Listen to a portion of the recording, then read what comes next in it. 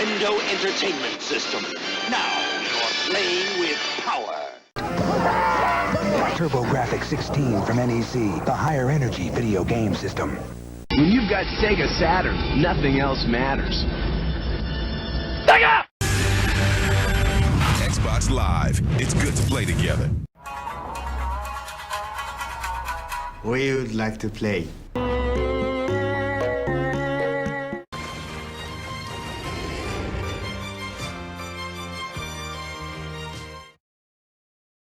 That time again, and a new month brings new games, and my 5-game rule was broken yet again, but I didn't spend anything. I had a gift card that I used to get most of the games, the non-retro ones, as you can expect. I think these games are a little bit controversial, the newer ones. They're met with criticism, to say the least, and negative at that. I'm just not seeing, after playing the games for quite some time, where most of the hate is coming from. The bad reviews kind of rub me differently. It's modern game reviews at its best. It's best you make your own decision about the game. One in particular has a ton of hate, and it is okay for a game to be average, if not just above average. Not everything has to be utter perfection, even though that's what developers strive for. So, I got some retro titles in there that I think you'll really enjoy, but it's the modern ones that might interest many of you that I got. Enjoy! Starting a little retro NES, and actually there aren't many NES games that I still want, but this was one of them. Chip 'n Dale Rescue Rangers. The second one is just going to be impossible. That's like $1 million to get. But anyways, growing up, I loved the Rescue Rangers. Chip 'n Dale were so much fun, and this game's been on my radar for quite some time, and I finally found it. It has a 2-player cooperative mode. Haven't been able to play it with anybody quite yet, but it's a goofy little platform game. You get to choose levels to access via a map, which I found interesting. It was kind of a blind buy, but I still kind of knew what I was getting into. It's a Capcom game, so I was like, hey, how bad could it be? Capcom, Konami, Hudson Soft, they're among my favorite companies that made games back in the early 90s, late 80s. But this game's kind of odd in its gameplay. It's simple, but yet hard enough where it does take a little bit of a learning curve. Unfortunately, I found out that there's no password system, nor, of course, very, very expecting, as there's not a save chip inside, but each character can only take 3 hits before they lose a life, and in 2-player mode, you get to be Chip, while player 2 is Dale. In the single-player mode, you get to choose between Chip or Dale. Basically, it doesn't matter. Chip's the cool one anyways, we all know that. The plot is kind of stupid. You're on a mission to retrieve a missing kitten for a girl named Mandy, so it's like typical Rescue Rangers kind of deal. You face various enemies like robots, mechanical dogs, all kinds of things. It's really goofy. I'm actually quite enjoying this. It's just one of those good Disney games from the NES days. Even though the levels are kind of plain, kind of reminds me of Yo-Noid, but better. When you kill an enemy, they just kind of fly off the screen. So the charm is definitely there in the game. I can't wait to play this in 2-player when the time comes. I'm very happy I got this. So here's a game that's been on my radar for quite some time, ever since I first got my Master System. Everyone speaks highly about it. It's called Psycho Fox. You know, I've never seen a copy in North America, so I had to order this from the UK, actually, and it does work on my Master System. So I was very happy I took a risk. It's a side-scrolling game, and you're this fox. The main character's name's Psycho. There's not much plot. It's just get and go. Evil god named Mad Fox corrupted the land, and the people want him gone, so you go. What makes this game interesting as a platformer is it has momentum jumping. So it does take a little bit of practice to get a handle on, but I've never played a game like this, so it really enchanted me to get better at this. And I love the character, I love the art design. It's typical Master System. Really reminds me of the Wonder Boy games on how to play them. But the fox apparently, Psycho here apparently has a Shinto stick that attacks the enemies, and you can actually jump on enemies like Mario. That was really fun to find out. But what I found out later, that you can actually change into other animals, such as a hippopotamus, a monkey, or a tiger, and each has their own ability. The hippo can't jump very high, but can blast through blocks. The monkey can jump higher, and the tiger can run faster, among things. What I don't like about this game is the fact that you kind of sort of have to take these leaps of faith.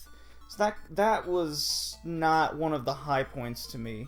But one real good high point is it feels like on the levels you can take branching paths, and that was really interesting. You can get like some items throughout, but you know, if you pop an egg, you run a risk of an enemy popping out of it. So that kind of is like, oh, you son of a game. It's really fun. I really wish they did more with the Psycho Fox series. There was a spiritual successor on the Genesis called the Cap Attack, but I didn't really care for that. But I really wish Psycho Fox as a character got better and more recognition as time went on. Unfortunately, that didn't happen. I'm loving this game. The game even has a neat little continue system in the game, so it really motivates the player to continue playing, and I'm no exception to that. I love Psycho Fox. If you have a Master System, just try and pick this game up if you can. So this next game is for my PC Engine, and it's called Keith Courage and Alpha Zone, which is actually a release title for the TurboGrafx in the States when that happened. Now this is an odd one. It's made by Hudson Soft, and it's one of my favorite companies, but I felt like this game was necessary to have in my collection since I just started collecting for the PC Engine. In Japan, it's known as Mashin Ayuden Wataru, which was adapted from an anime series called Spirit Hero Wataru, which is the same name.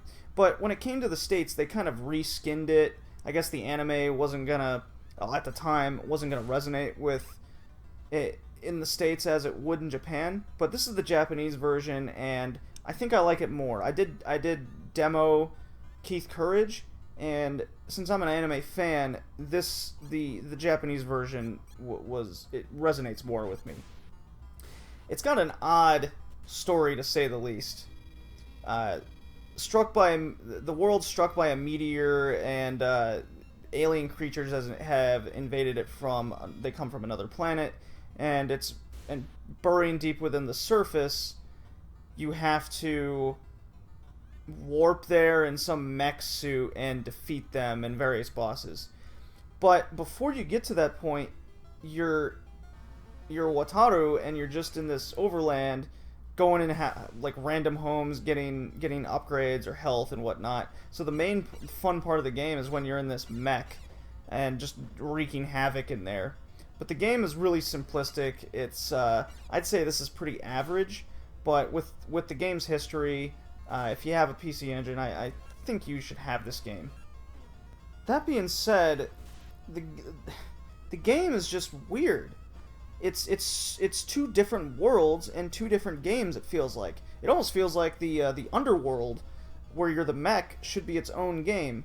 But I don't know. It feels like it's a necessary evil to have the overworld, so you get a case for the story. But I don't know. The jumping mechanics are very simplistic. It kind of reminds me of a lesser version of Master System platformers.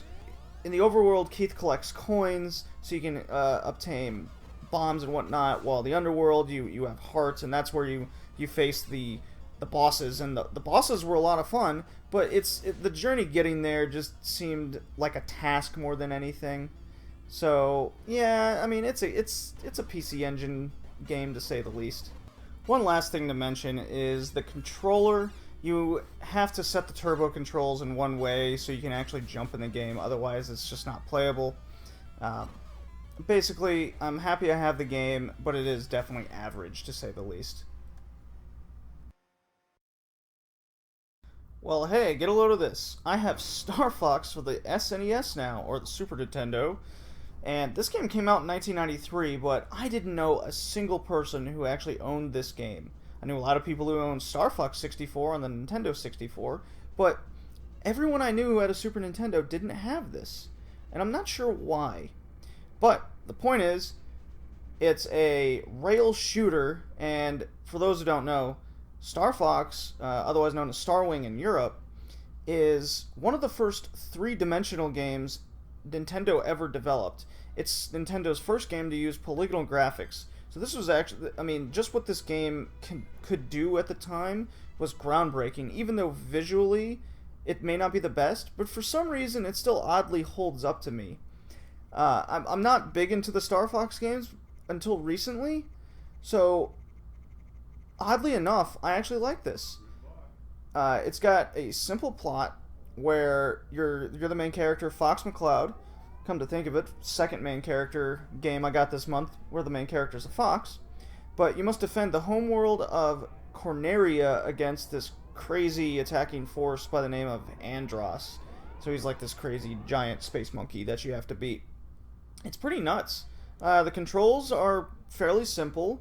The shooting took me a little bit to get a handle of, but it was super quick. And I just gotta say, the music in this is really good. I've heard it before, but playing it, I got a totally different perspective for it. This all being said, I feel like I've been a Genesis fanboy before the PlayStation came out, but I do love my Nintendo. But games like this on the Super Nintendo are really helping change my mind more towards the Super Nintendo. I mean, everything from the buildings falling down, the enemies on the screen, even though there aren't that many due to the polygonal graphics. The boss battles I encountered were really memorable and fun. They take up the whole screen. It reminds me of a regular shooter. I mean, it's pretty crazy to think about what they could do back then. I'm loving this game, and I'm really into it. The branching paths you can take at the beginning to choose level selects. I mean, it's all blowing my mind, even just talking about it now. But going back to the branching paths, I think it's a very interesting concept. It's basically selectable difficulty levels. It reminds me of Thunder Force in that kind of aspect, but you get to choose the option of easy, normal, hard at the beginning of the game, and that gets you on a particular path. So even if you're rubbish at the game, you can still choose the easy option like I did when I first played, and you get to experience different things depending on how good you get at it. And I did experience that in the Star Fox 64, but for some reason I like the way the Super Nintendo one went about it. It's due to it's up to the player's choice what kind of game they want to experience. It's very groundbreaking to me.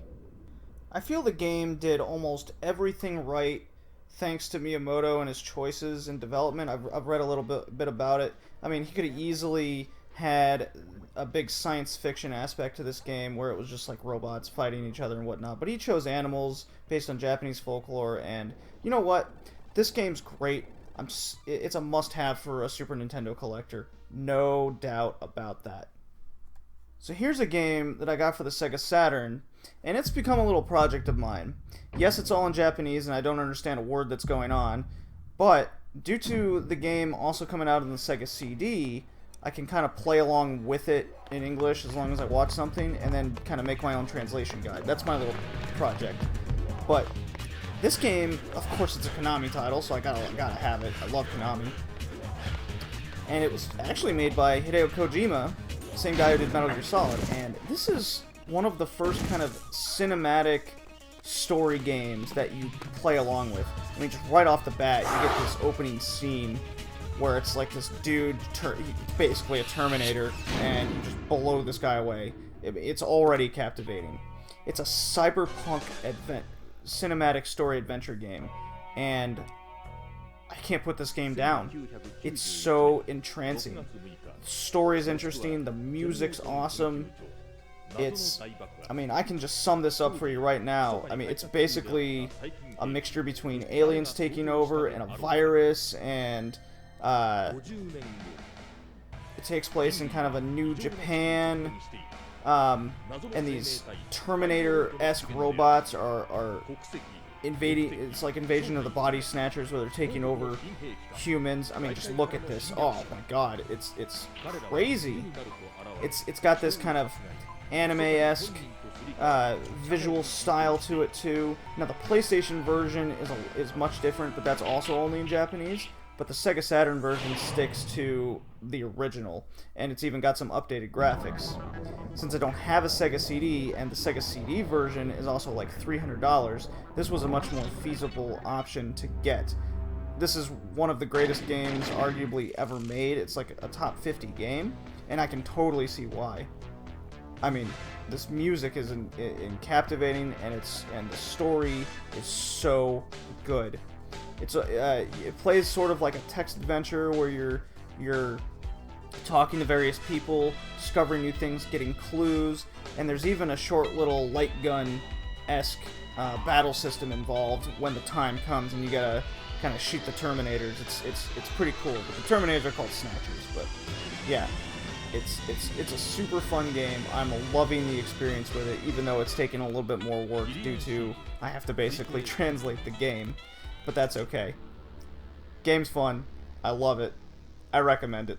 Get it somehow. Yep, you see it right. I got 2 Star Fox games in the same month, and I got Star Fox Zero. But this game has gotten quite a bit of negative critique, so to say, and I'm not really seeing why. There's so many innovative ideas to this. Yes, it takes there's a big learning curve in the way the game handles the control schemes, but I do really like the way they use the gamepad as a cockpit-esque camera. It took me a little while to get a hold of the controls, but man, when I did get a hold of it, it was actually really fun. No, the game still doesn't compare to what I have experienced in Star Fox on the Super Nintendo, but I am having a lot of fun with this game, needless to say. Visually, the game looks fantastic, as expected of an HD modern game that we see today.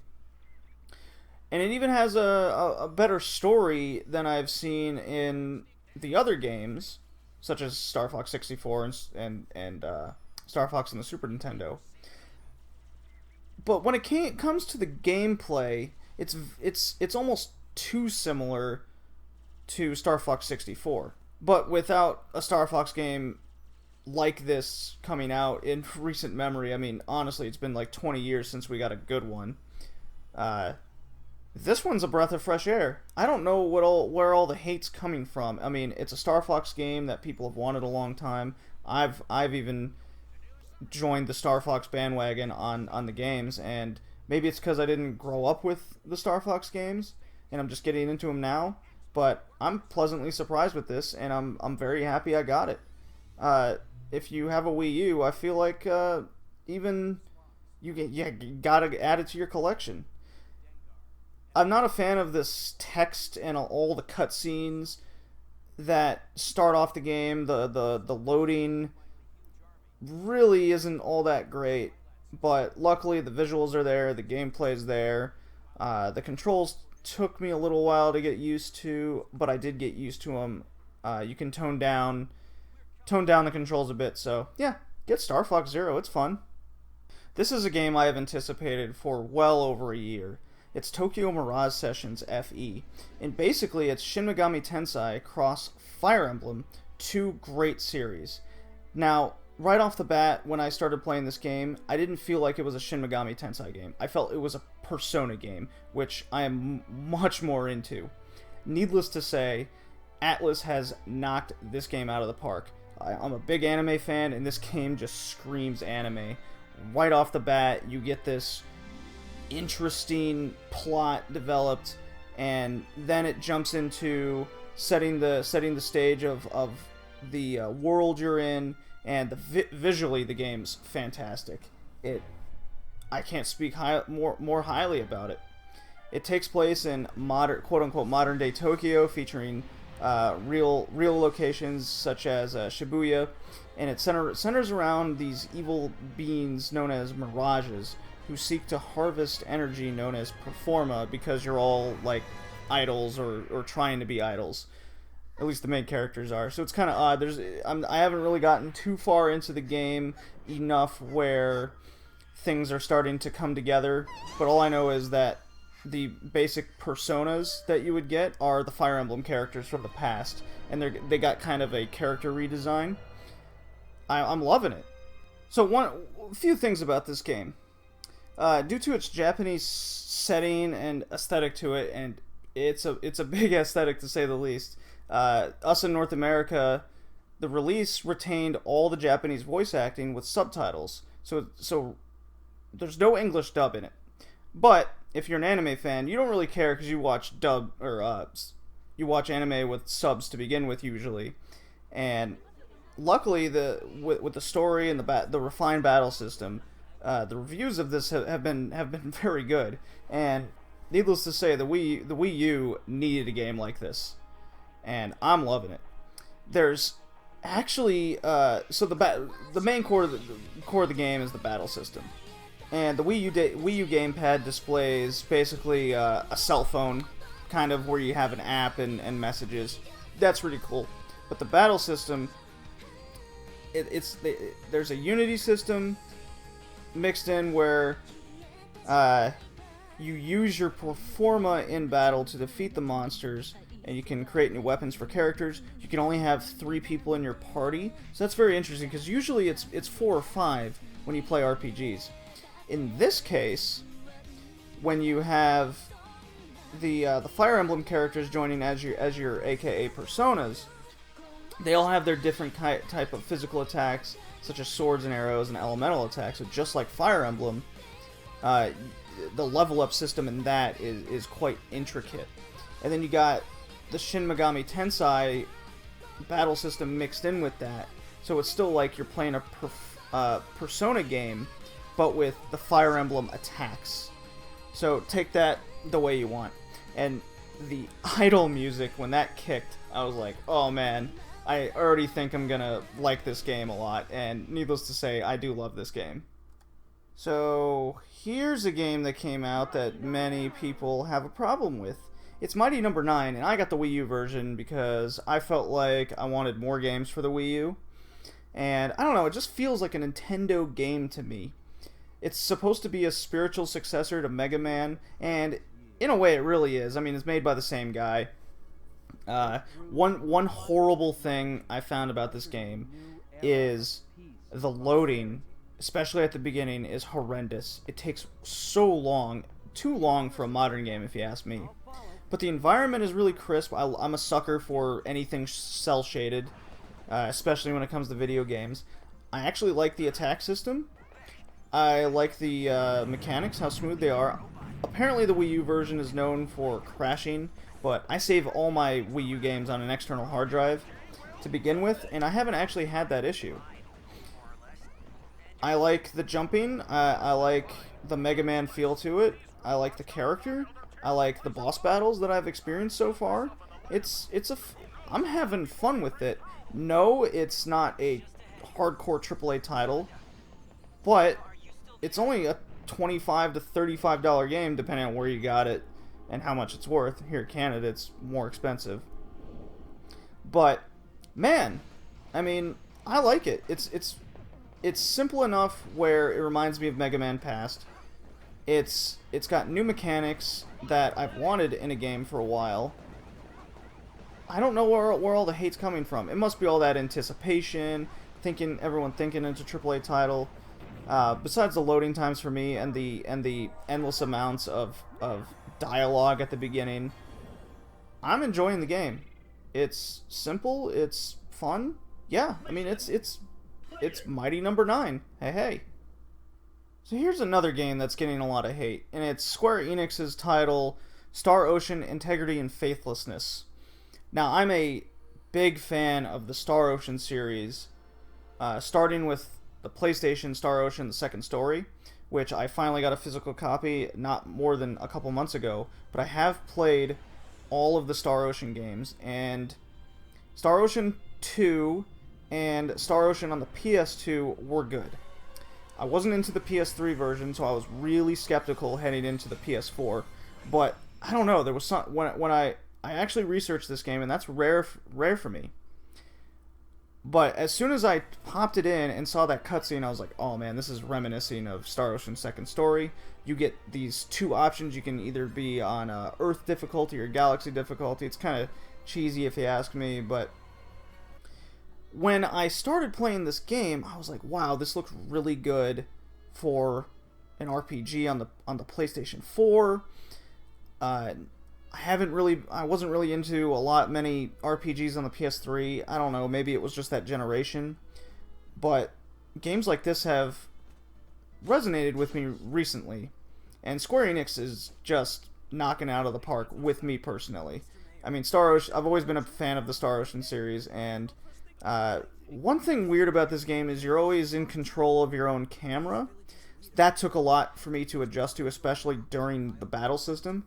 But it was fun moving the camera around during these integrated dialogue story scenes.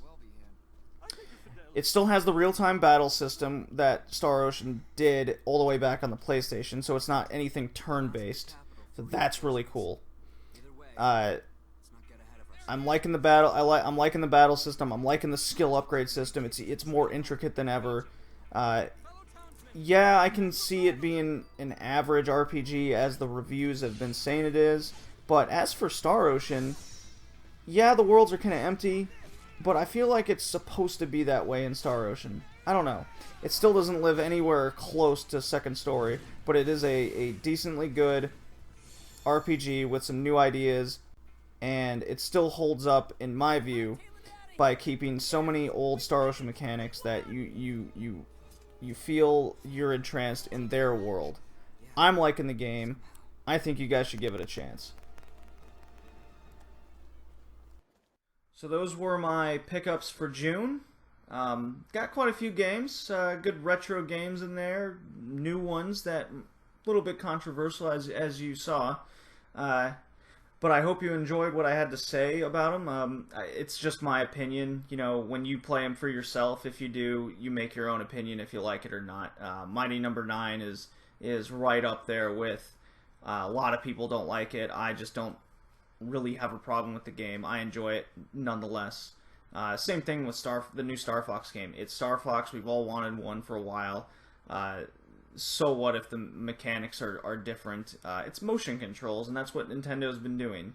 I got used to it. I hope they do change for the future, but I like the game.